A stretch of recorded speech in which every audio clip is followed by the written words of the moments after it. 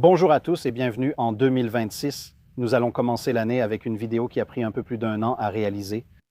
Il y a un peu plus d'un an, j'ai eu la chance de visiter l'USS Kidd à son port d'attache à Bâton Rouge, dans le sud des États-Unis, et j'ai pu filmer à son bord. Pourquoi la sortie de cette vidéo prend-elle autant de temps?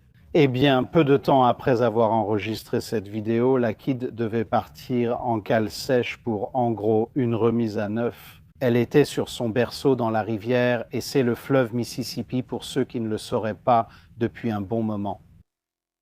Eh bien, les changements dans le fleuve Mississippi, combinés au fait que le berceau devenait assez vieux, ne lui rendaient pas service. Donc, elle est partie en cale sèche. Elle a effectivement été en cale sèche. Elle a été remise à neuf. Elle est sortie de la cale sèche avec une nouvelle peinture élégante que vous pouvez voir sur cette photo. Et elle attend simplement que le fleuve Mississippi monte suffisamment pour qu'elle puisse être remise sur son berceau. Ainsi, l'ensemble du musée à Bâton Rouge pourra rouvrir plus tard cette année. Donc, plutôt que de vous montrer un navire et de dire ensuite « oui, au fait, elle va être en cale sèche pendant la majeure partie de l'année, vous ne pourrez pas aller la voir », je me suis dit « bon, je vais attendre avant de publier la vidéo jusqu'à ce qu'on ait une idée assez claire du calendrier, et à titre indicatif, ce sera au printemps. » Pour qu'elle soit de retour à Bâton Rouge, où bien sûr vous pourrez aller la voir, ce qui a le double avantage. Parce que bien sûr, je vais vous faire visiter une partie du navire tel qu'il était en 2024. Mais si vous allez la voir, non seulement vous pourrez voir les mêmes objets physiques que je vais vous montrer, mais vous les verrez aussi dans leur nouvelle version élégante, améliorée, dérouillée, repeinte et rénovée, ce qui est toujours vraiment génial. Alors, sans plus attendre, montons à bord du navire. Bienvenue à bord de l'USS Kidd. Maintenant, Kidd est bien sûr un destroyer de classe Fletcher. Il y en a pas mal aux États-Unis, mais le Kidd est celui qui est le plus proche de son état, tel qu'il était pendant la Seconde Guerre mondiale. Et si certains de ces endroits vous semblent familiers, mais que vous n'êtes jamais allé sur l'USS Kidd, eh bien l'USS Kidd a également servi de décor réel pour le film Greyhound avec Tom Hanks. Donc, si vous l'avez vue à l'écran, c'est de là que vous la connaissez. Maintenant, évidemment, nous sommes ici devant le plus avancé des canons de 127 mm-38, tous montés individuellement. Vous en avez un ici, le deuxième canon est en position surélevée, juste derrière. Ensuite, il y a une sorte de, mais pas tout à fait, canon central, le troisième canon sur le niveau supérieur. Vous avez aussi une autre paire de canons simples surélevés à l'arrière. Mais une autre chose que vous remarquerez, juste à ma droite, à votre gauche, il y a un Bofors double de 40 mm. Ce n'est pas du tout le seul canon anti-aérien léger ou moyen sur le navire. Nous allons voir tout cela un peu plus tard. J'ai déjà mentionné dans la vidéo sur le Forrest Sherman, ainsi que dans une prochaine vidéo que vous verrez sur l'USS Stewart, le destroyer d'escorte, qu'il y a une pente assez raide vers la proue pour la tenue à la mer. Même s'il y a une pente sur le Kidd, elle est moins prononcée car un destroyer d'escorte étant plus petit offre moins d'espace. Pour un franc-bord similaire, il faut remonter bien plus vite. Et sur le Forrest Sherman, sa superstructure est beaucoup plus avancée, relativement parlant, sur le navire que celle du Kidd, parce que le Kidd a évidemment ses deux canons à l'avant. Le Forrest Sherman n'en a qu'un seul. Et donc, en ce qui concerne le Kidd, à partir de la zone de la superstructure, qui est là où la pente commence vraiment sérieusement, vous avez un peu plus de longueur sur le navire. Donc, même si vous êtes encore assez haut au-dessus de l'eau, la pente devient bien plus douce à la proue. Poursuivons le long du Kidd jusqu'à l'un de ces canons où nous pourrons regarder à l'intérieur et voir leur fonctionnement. Nous y voilà. Nous sommes maintenant dans la zone de la tourelle numéro 2. Donc, c'est juste à votre gauche, à ma droite, c'est le canon avant superposé de 5 pouces 38.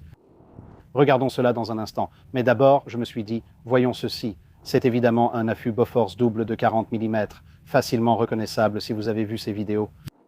Celui-ci peut être réglé manuellement. C'est un peu raide, mais j'espère que vous pouvez le voir bouger là en arrière-plan. Un peu de WD-40 devrait régler ça. Voici un exemple de certaines des améliorations que la classe Fletcher a reçues au cours de sa carrière de service, car si vous regardez les tout premiers plans de base des Fletcher, eh bien, à l'origine, ils étaient censés utiliser les affûts quadruples de 1,1. Tout le monde a vite compris que ce n'était pas une bonne idée après peu de temps. Mais avoir des canons antiaériens à courte portée aussi proches du canon de 5 pouces superposés n'était évidemment pas considéré à l'origine comme une idée particulièrement brillante, parce que l'autre chose, bien sûr, c'est que vous avez la passerelle juste à ma gauche, à votre droite. Donc si ça tire, ça fait beaucoup de bruit, beaucoup d'ondes de choc, beaucoup de plomb projeté dans le ciel, dans une zone où des gens essaient de se concentrer pour commander le navire. Avec le temps, ils ont réalisé l'importance de la menace aérienne dans le Pacifique, installant des canons partout où c'était possible. Un des endroits pour installer des canons est ici. Voici donc l'affût tribord. Derrière moi se trouve l'affût bâbord.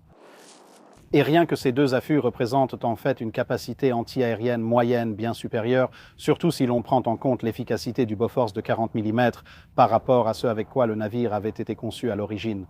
Le canon de 5 pouces est classé comme artillerie antiaérienne lourde, tandis que les 20 mm et les mitrailleuses .50 comme artillerie antiaérienne légère, selon la règle générale. Et bien sûr, chacun d'eux dispose, dans ce cas, d'une sorte de demi-cuve dans laquelle on prend place. Si vous observez certains affûts sur les cuirassés, il s'agit d'une cuve entièrement circulaire.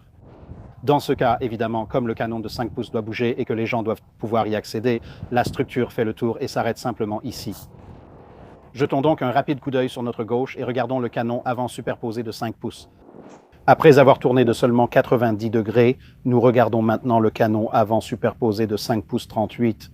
Maintenant, bien sûr, contrairement aux affûts que vous verrez sur les cuirassés ou même les croiseurs, comme le Salem, le Massachusetts, les Iowa, l'Alabama, qui ne sont évidemment pas très loin d'ici, tous ceux-là sont des affûts doubles. Ceux-ci sont des affûts simples.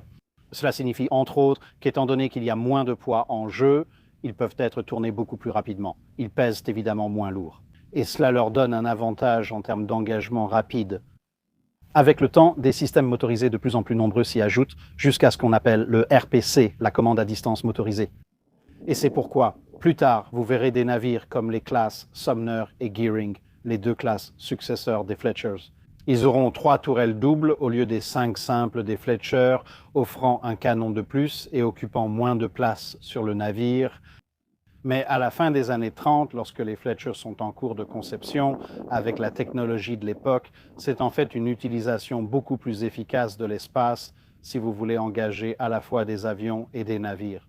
L'exception à cette règle, bien sûr, ce sont les 2 classes de conducteurs de flottille que les États-Unis construisent avant les Fletcher dans les années 1930. Ils ont des canons doubles de 5 pouces 38, prévus seulement pour les actions de surface. Donc, ils n'ont pas besoin de la vitesse plus rapide de rotation et d'élévation que nécessitent les canons à double usage sur les destroyers polyvalents. La seule chose qui est légèrement frustrante quand on travaille avec des affûts de 5 pouces 38, en ce qui concerne les affûts simples, c'est qu'avec les affûts doubles, on peut en fait savoir pour quel type de navire ils sont conçus, car les affûts doubles varient beaucoup en poids. Et l'une des raisons à cela, c'est l'épaisseur du blindage. On parle de plaques de blindage, mais il s'agit surtout de plaques par éclat à l'avant. Et comme ces affûts, elles sont beaucoup plus en forme de boîte, on peut en fait simplement regarder rapidement l'épaisseur de cette plaque et se dire, d'accord, c'est clairement un affût de cuirassé ou c'est clairement un affût de croiseur ou autre. Avec les affûts simples, plus courbés, ce que vous ne voyez sans doute pas ici, mais je mettrai une photo, on ne peut pas vraiment dire immédiatement à quel point le blindage autour de cet affût est épais, vous voyez ? C'est un affût simple, donc il y a de fortes chances que vous soyez sur un destroyer si ce n'était pas déjà évident. Alors continuons, d'accord? Nous voici donc dans la timonerie, autrement appelée la passerelle, si vous voulez parler de façon plus familière. Et c'est évidemment ici que vous commanderez et dirigerez le navire par mauvais temps, parce que par beau temps, vous seriez un niveau plus haut avec un meilleur champ de vision. Car, comme vous le voyez, ces hublots offrent un champ de vision et disposent de petits essuie-glaces, etc. Si, par exemple, je regarde ici, et encore une fois, j'espère que je pourrai superposer une photo. Ce que je peux voir, c'est un petit bout du passage extérieur et le viseur manuel au-dessus du deuxième affût de 5 pouces. Mais je ne peux pas vraiment voir grand-chose. Je peux juste voir essentiellement un petit peu droit devant moi. Et si j'inclus les 2 autres hublots de chaque côté de celui du centre, je peux avoir peut-être une vue de peut-être 60 à 70% de ce qui se trouve droit devant moi. En cas d'attaque aérienne, je n'ai aucune chance. Je veux dire, même si je descends ici, je n'ai peut-être qu'un angle de vue de 20 ou 30 degrés, et puis il y a 3 hublots de chaque côté, 2 dans la superstructure elle-même, 1 dans chaque porte. Et oui, encore une fois, je peux voir un petit peu, mais je n'ai pas vraiment de visibilité. Même si je fais ça, je n'ai peut-être qu'une vision de 100 degrés vers l'avant. Et encore une fois, à ce stade, je ne peux rien faire contre une attaque aérienne. C'est pourquoi on souhaite normalement des gens en haut, mais ici c'est évident. Vous avez la barre du navire et si je la tourne, elle fait toujours tourner l'indicateur de gouvernail à ma gauche, ici. Ça m'indique à quel angle le gouvernail est censé être, donc j'ai la position réelle du gouvernail. Pour l'instant, j'espère que ce n'est pas correct, parce que ça indique que le gouvernail est actuellement réglé à environ 19 degrés à bâbord, mais j'ai aussi un indicateur rouge qui montre où je veux diriger. Donc il y a ce que j'essaie réellement d'atteindre et où se trouve le gouvernail à ce moment-là. La différence est assez importante. Voici notre bitacle du compas et un autre relèvement, probablement lié au gyroscope ou au gyrocompas là-bas. Et puis ici en bas, nous avons notre aide-mémoire. Donc cela nous montre que nous sommes actuellement réglés à pleine vitesse avant, mais évidemment vous avez arrêt, arrière, demi, pleine, lente, stop, puis avant, un tiers, deux tiers, standard, pleine puissance et la commande manuelle est la dernière ici. Et il y a des voyants lumineux et tout le reste. Vous avez ici votre télégraphe de machine qui se verrouille. Ici, une petite section est éclairée. Voici l'indicateur de tour du télégraphe de la salle des machines. Et juste ici, il y a un petit bout de papier qui vous indique en fait ce dont vous avez besoin pour certaines vitesses. Donc en termes de tours par minute, donc 29 tours par minute correspondent à 3 nœuds, un tiers, et cela va jusqu'à 404 tours par minute à pleine puissance si vous voulez aller à 35 nœuds. Donc ici, tout est bien organisé, c'est un poste de commandement complet. Vous avez une autre boussole ici. Vous avez deux tubes acoustiques. Avertissement, ne pas dépasser 10 nœuds en marche arrière, soit environ 120 tours minute, sur les deux arbres avec le gouvernail entièrement braqué. Vous avez ici un système 1MC, c'est un amplificateur pour les haut-parleurs. Cela permet de parler à tout le navire, contrairement aux tubes acoustiques reliés à des zones précises. Et puis, vous avez différents panneaux et tout le reste ici à l'arrière que nous pourrons examiner un peu plus tard. Certains d'entre eux, juste ici, nous avons une alarme d'attaque chimique et nous avons une alarme de branle-bas de combat. Elles ne fonctionnent pas encore car elles ne sont pas allumées. Ensuite, une autre section du circuit 1MC se trouve ici. Nous avons les directeurs de tir des canons de 5 pouces, la salle des machines avant, le sonar, la passerelle ouverte, le centre d'information de combat, la radio centrale, arrêt et mise en marche d'urgence. Voici l'interrupteur d'alimentation, le volume d'entrée, de sortie et la sortie. Donc, c'est un mélange de l'ancien et du nouveau, tout cela dans un environnement assez confiné. Vous ne voudriez pas avoir trop de monde ici, sinon ils commenceraient à se gêner mutuellement. Exactement. Nous sommes maintenant sur la passerelle supérieure, donc c'est un niveau au-dessus de l'endroit où nous étions tout à l'heure. Et si vous êtes sur le point de commenter la rouille dans les commentaires, ne le faites pas, car c'est l'une des raisons pour lesquelles nous sommes à bord du Kidd en ce moment. Le Kidd se prépare à aller en cale sèche. Au moment où cette vidéo sortira, elle sera peut-être déjà en cale sèche, mais voici l'état juste avant la mise en cale sèche. Donc tout cela va être démonté, retiré, nettoyé. Je suis attaqué par la population locale d'insectes et tout sera remis en service en bien meilleur état. Alors vous vous demandez peut-être exactement ce que c'est? Eh bien ceci est l'une des stations de contrôle à distance pour les canons antiaériens de 40 mm. Donc évidemment nous avons vu le canon que celle-ci contrôle en fait, qui se trouve juste en dessous de nous, juste là-bas. Mais il a un champ de vision plus limité parce qu'il y a le canon de 5 pouces 38 et la superstructure à côté, ainsi que la superstructure derrière. Ici en haut, le champ de vision est bien meilleur. Et pour être honnête, les artilleurs, même s'ils peuvent évidemment manœuvrer et viser leur affût manuellement, il vaut bien mieux pour eux de se concentrer uniquement sur le fait d'appuyer sur la détente, de regarder dans les viseurs et de recharger le canon. Alors qu'ici en haut, évidemment, ce que vous feriez, c'est vous tenir comme ça et vous pouvez le bouger vers le haut et vers le bas. Vous pourriez le pivoter à gauche ou à droite s'il n'était pas verrouillé. Et ceci est relié à distance au canon de 40 mm. Vous pouvez simplement diriger vos canons de 40 mm depuis ici. Et bien sûr, tout cela sera interdépendant. Il y a donc une autre station, une de repérage, juste au-dessus de nous sur la passerelle supérieure, et il y aura d'autres unités similaires comme celle-ci autour du navire. Donc, si, disons, celle-ci est à tribord, si certains des directeurs plus à l'arrière ou les stations de contrôle à distance plus à l'arrière ont été détruits par des attaques kamikazes, des mitraillages, peu importe, elle peut prendre le relais et vous permettre de contrôler tous les canons de 40 mm tribord d'ici. Nous allons maintenant pivoter à 180 degrés pour voir une autre unité de direction destinée à un engagement contre des cibles de surface également présentes ici. D'accord, en pivotant la caméra à 180 degrés, on voit ici l'un des deux directeurs de tir de torpille situés en haut. Donc évidemment, le navire dispose de deux lance-torpilles quintuples que nous verrons un peu plus tard, mais vous savez, on ne les vise pas simplement comme avec un petit guidon sur les tubes lance-torpilles et on les laisse partir. Vous devez déterminer où vont aller ces torpilles, parce que même avec les canons, vous faites un certain tir en déflexion, car si vous tirez avec le canon et qu'il a, disons, un temps de vol de 10 secondes, le navire que vous visez sera 10 secondes plus loin que là où il se trouve actuellement. Avec une torpille qui ne va qu'à 35 ou 45 nœuds, ce problème devient exponentiellement plus important. Donc ici, vous avez tout un ensemble d'appareils de calcul, un peu comme une version miniature de l'ordinateur de conduite de tir pour les canons principaux du navire. Vous y entrez différents angles. C'est l'angle gyroscopique, c'est-à-dire la direction vers laquelle vous voulez réellement envoyer la torpille. Et cela ne doit pas forcément correspondre à la direction dans laquelle la torpille est lancée, car rappelez-vous que le gyroscope peut être réglé pour faire virer la torpille d'un certain angle après son lancement. Donc si par exemple nous fonçons droit sur un ennemi droit devant, les tubes lance-torpilles ne peuvent pas tirer droit devant, mais peut-être que vous pouvez tirer les torpilles à 30 degrés sur l'avant tribord. En réglant le gyroscope pour qu'une fois dans l'eau, la torpille vire de 30 degrés, vous pouvez tirer vos torpilles droit devant sans manœuvrer ni exposer le navire aux tirs ennemis.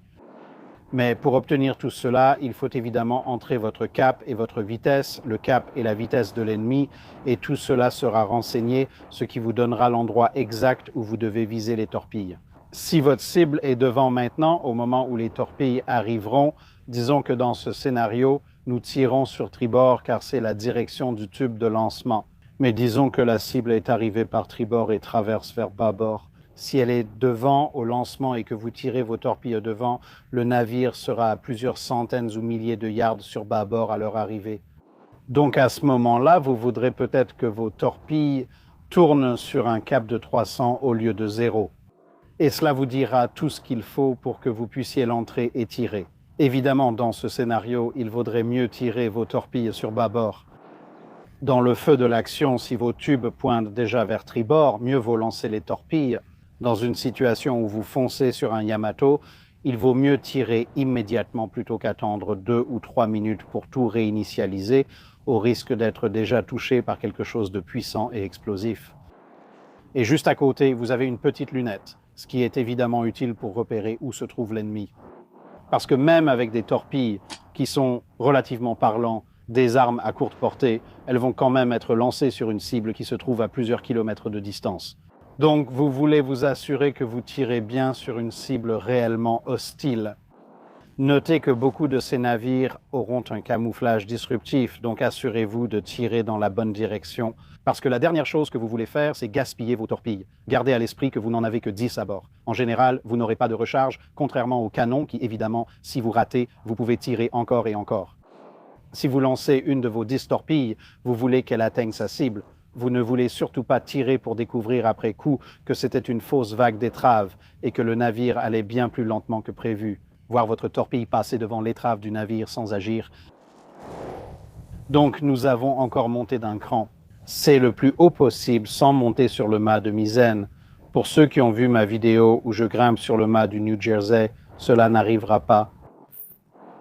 Voici le poste de conduite de tir Mark 37. C'est essentiellement un poste de conduite de tir polyvalent pour les canons de 5 pouces. Polyvalent, c'est-à-dire que vous pouvez l'utiliser pour engager des cibles de surface. Vous pouvez aussi l'utiliser pour engager des avions si besoin. Une chose que vous ne pouvez pas voir ici parce que la caméra est juste au bord du pont et n'a pas d'objectif grand angle, c'est qu'au-dessus, il y a 2 radars. Donc, j'espère qu'il y aura une photo qui apparaîtra probablement de ce côté, peut-être de l'autre côté, montrant une vue un peu plus large que je prendrai depuis un peu plus loin sur le navire. Mais le Mark 37, en plus d'être une bonne unité de contrôle de tir, vous pouvez voir qu'il s'agit d'une unité guidée à la fois par l'optique et par le radar. Il possède ses propres télémètres. Et quelqu'un est très content de son klaxon, évidemment. L'essentiel, c'est que ce n'est pas seulement un bon système, parce qu'on peut trouver de bons systèmes de contrôle de tir optique, de bons systèmes de contrôle de tir en général dans de nombreux pays différents.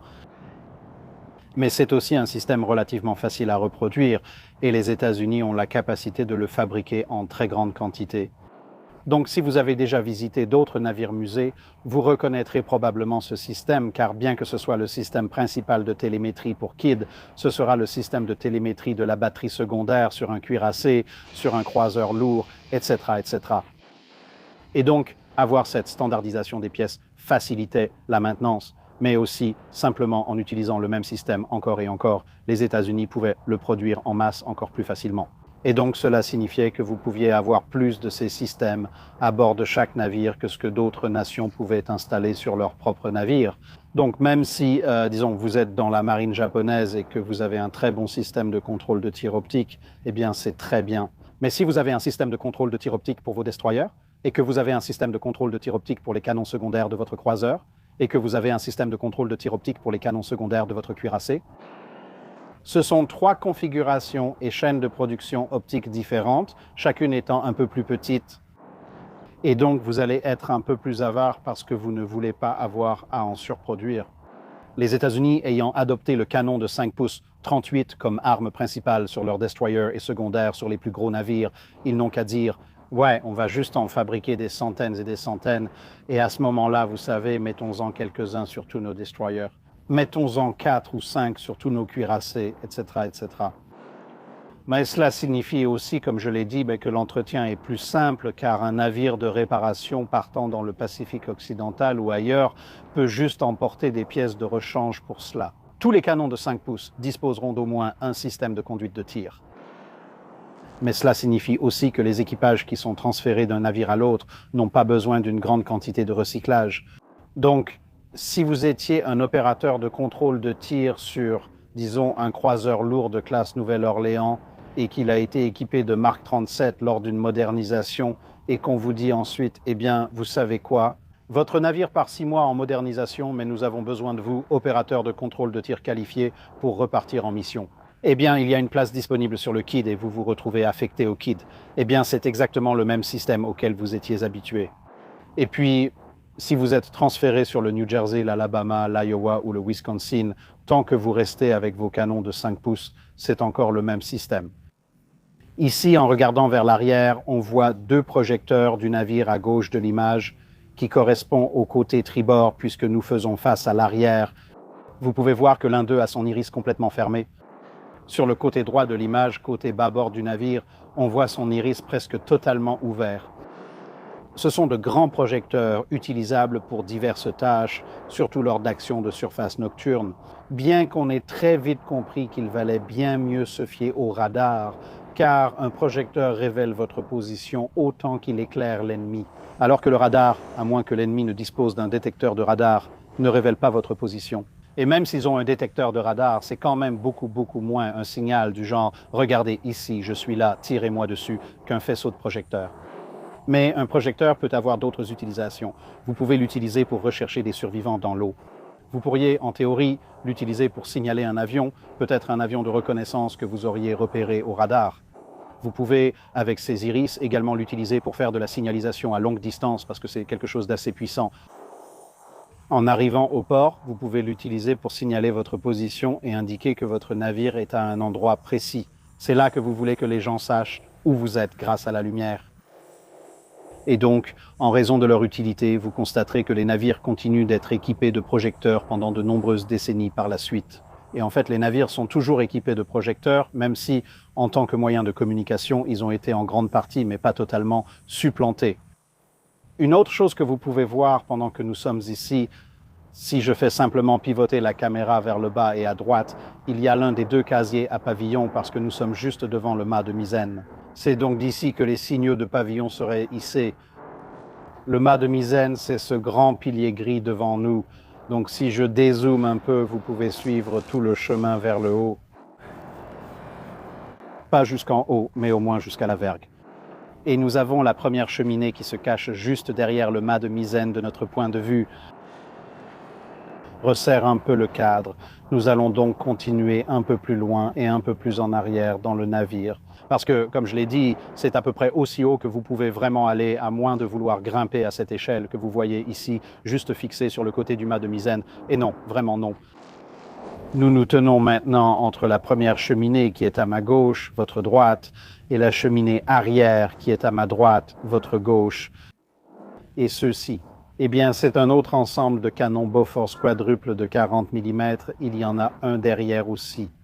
Et une chose que vous pourriez remarquer qui est différente avec ceux-ci par rapport à beaucoup de canons de 40 mm que vous avez vus ailleurs, outre les corbeaux en fond, une antenne radar se trouve sur l'affût de 40 mai bâbord.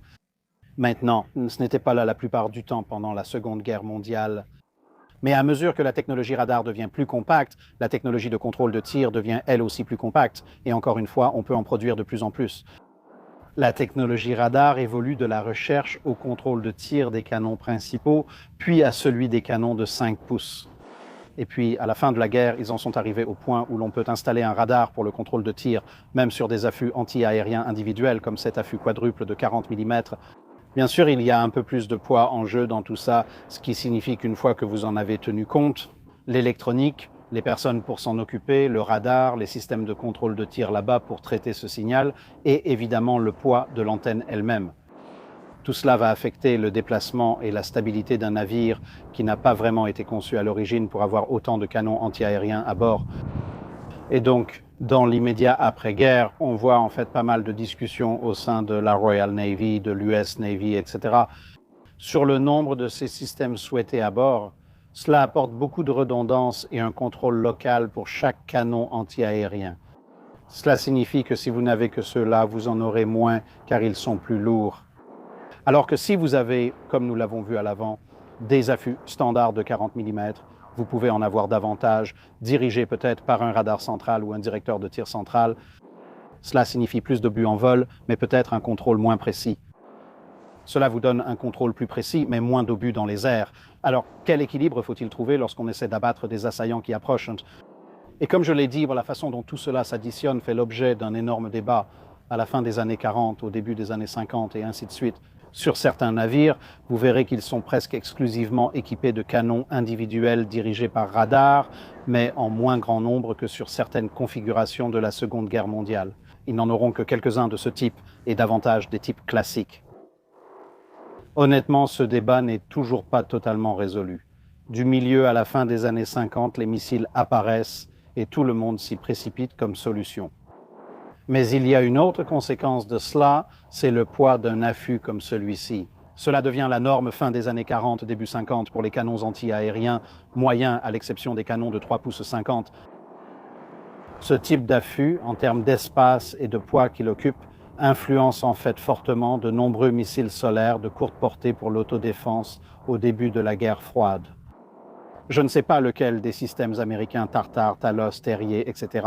était le modèle à courte portée, mais je sais que, par exemple, le système C-4 de la Royal Navy a été explicitement conçu pour avoir à peu près le même encombrement au sol et le même poids que l'un de ses affûts. Ainsi, il pouvait les remplacer à l'identique. Quand on pense au nombre d'affûts sextuples de 40 mm dirigés par radar que le Vanguard possédait, cela donne une quantité assez effrayante de lance-missiles. S'ils avaient choisi de moderniser ce cuirassé en particulier.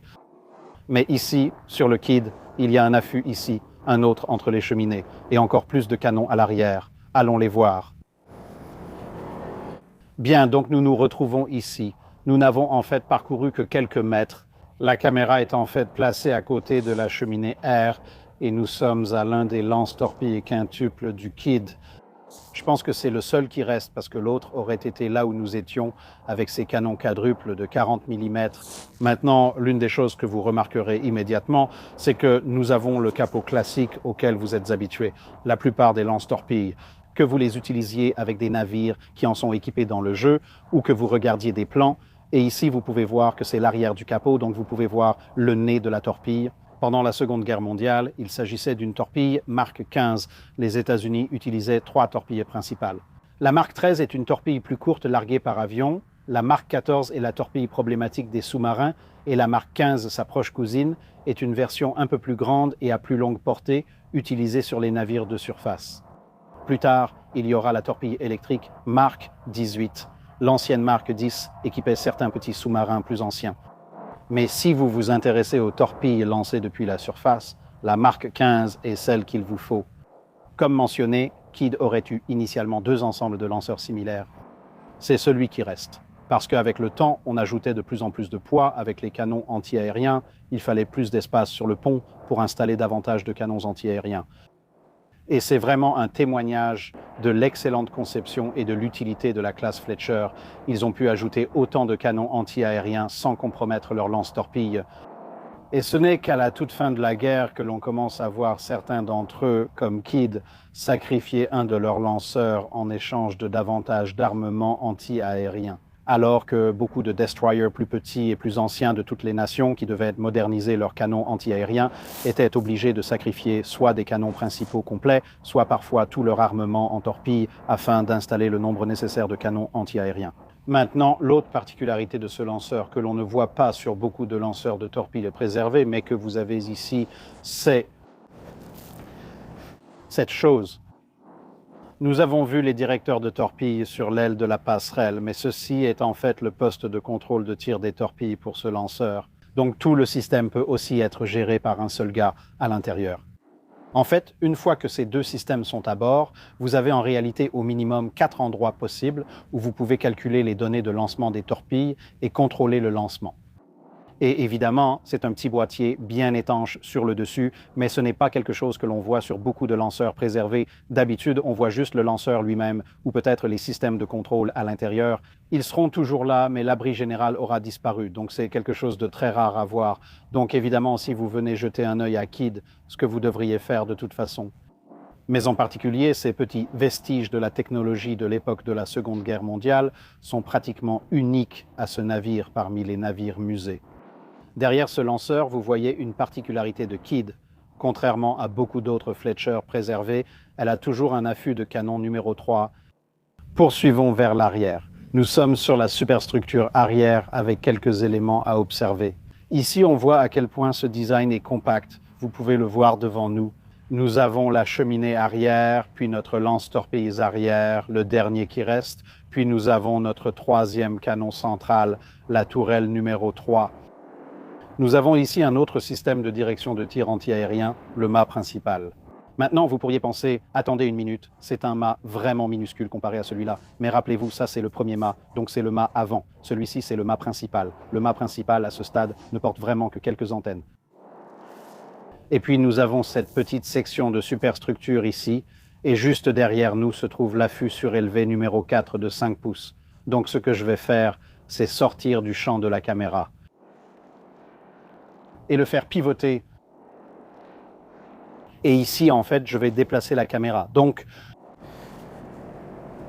j'espère que ce sera une transition relativement fluide, mais probablement pas. Tada! Donc, ici en haut, nous avons encore un autre ensemble de canons anti-aériens, donc un autre Bofors double de 40 mm.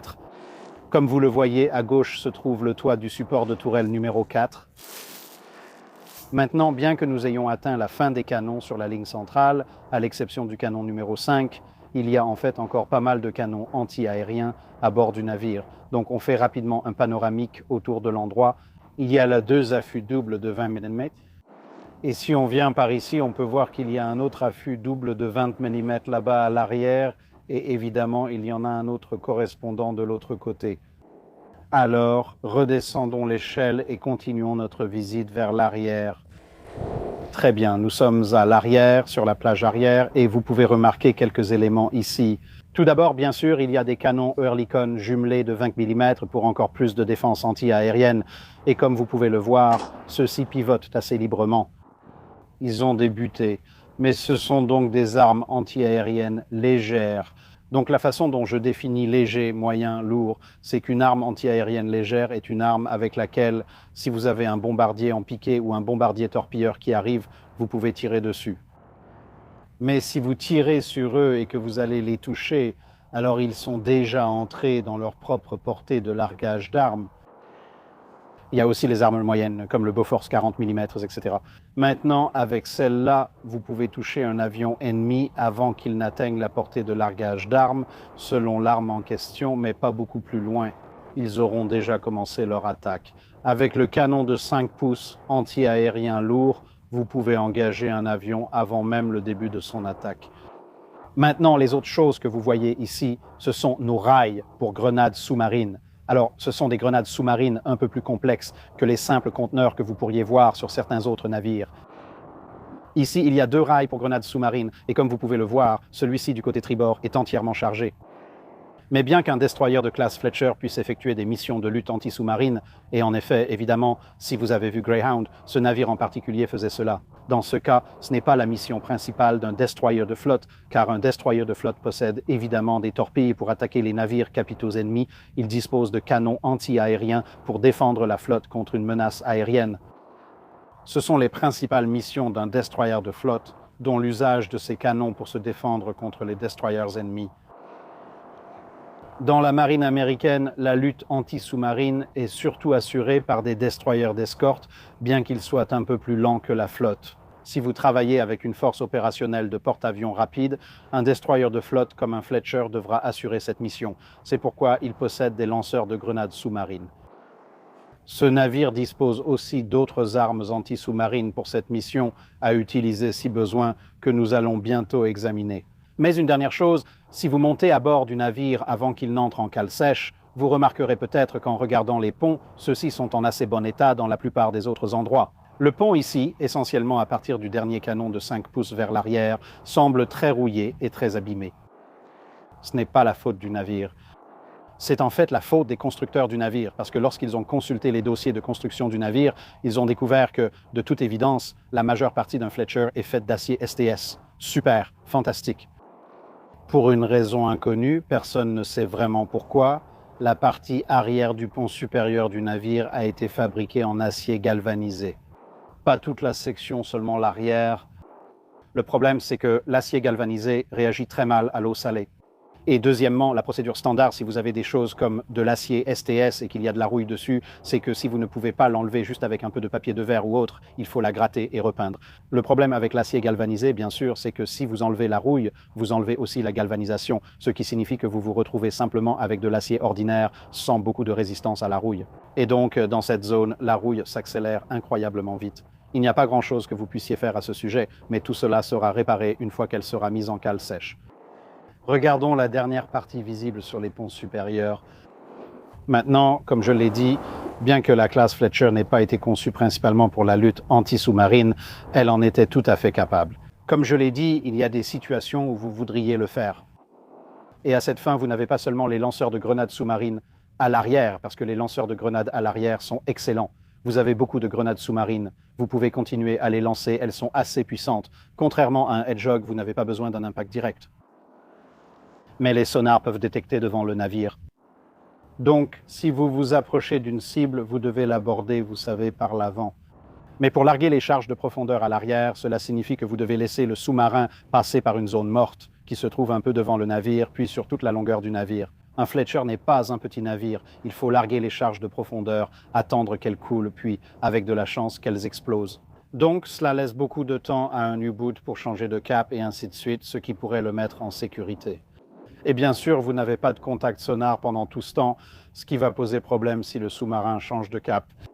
Ceci fait partie de la solution qui aide à atténuer ce problème. Ce sont des canons K. Donc, nous en avons un ici, un deuxième là, un troisième là. Avec une petite charge de poudre noire, ils peuvent catapulter ces grenades sous-marines par-dessus bord. Évidemment, cela réduit fortement le temps entre la perte de contact sonar et le lancement des grenades sous-marines.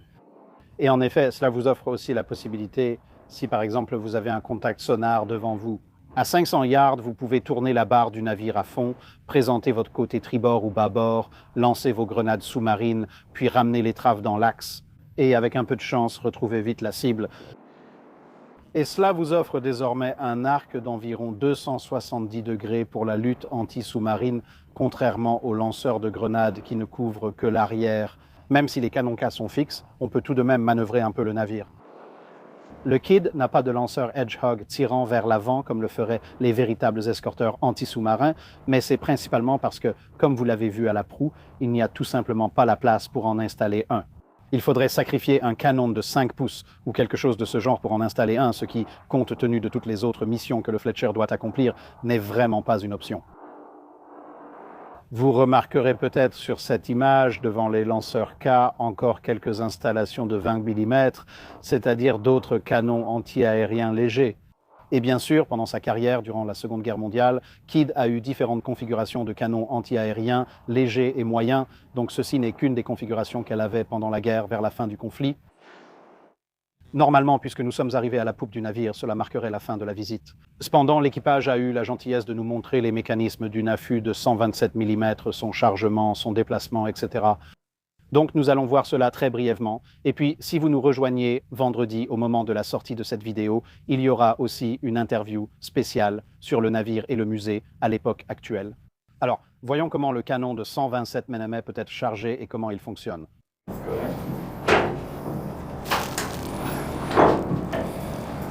Remonte-le.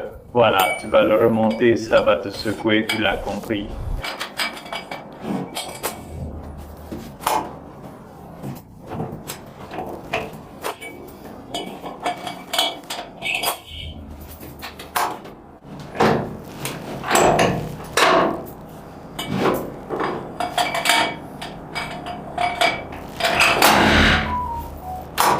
À plus tard, c'est à vous, monsieur.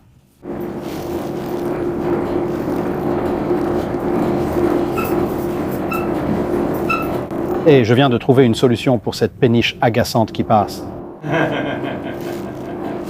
Nous n'en avons pas parlé. Comment c'est dans la vraie vie? Tu peux en fait le déplacer entièrement à la main. Je peux encore le faire, mais le manque de prise avec la main droite me gêne un peu, mais je peux quand même le faire. Oh, c'est bien. D'accord, tu veux sauter et l'attraper? Quand tu es prêt.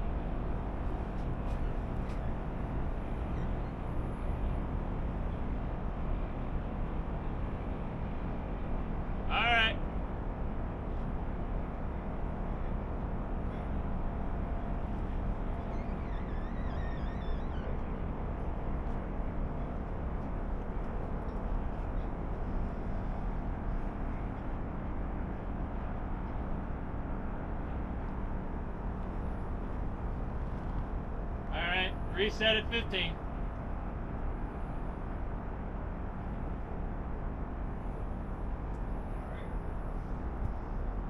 Excellent.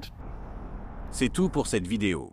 Merci d'avoir regardé. Partagez vos commentaires ou suggestions de vaisseaux dans les commentaires ci-dessous.